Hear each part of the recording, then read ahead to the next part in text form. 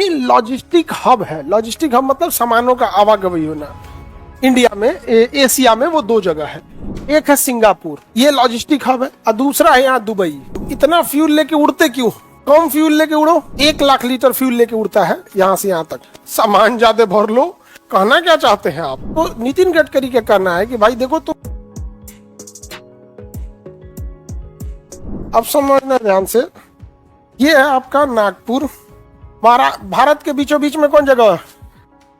नागपुर। तो भारत का 0 माइल किसे कहा जाएगा? नागपुर, क्योंकि यहाँ पे भारत एकदम सेंटर में आ जाता है। ठीक है, देखिए एकदम सेंटर में आ जाता है नागपुर में। अब यहाँ नागपुर में नितिन गडकरी जो है वो कहाँ से आते हैं? चुन के नागपुर से आते हैं।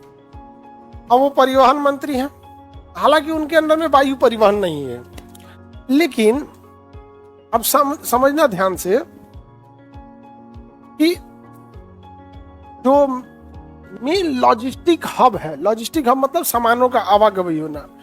इंडिया में एशिया में वो दो जगह है, एक है सिंगापुर, ये लॉजिस्टिक हब है, और दूसरा है यहाँ दुबई, लॉजिस्टिक हब। और तीसरा यहाँ पे अगर आप देखेंगे तो जर्मनी है। कौन जगह है? जर्मनी।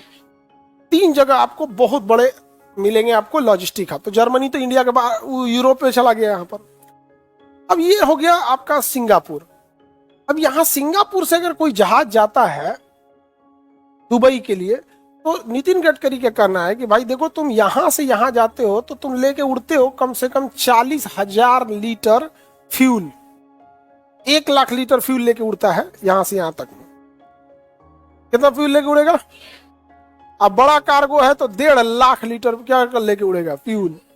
तो नितिन गडकरी का कहना है कि भाई साहब तुम इतना फ्यूल लेके उड़ते क्यों? कम फ्यूल लेके उड़ो, सामान ज्यादा भर लो। तो पायलट बोला सबकी सामान ज्यादा भर लो, कहना क्या चाहते हैं आप?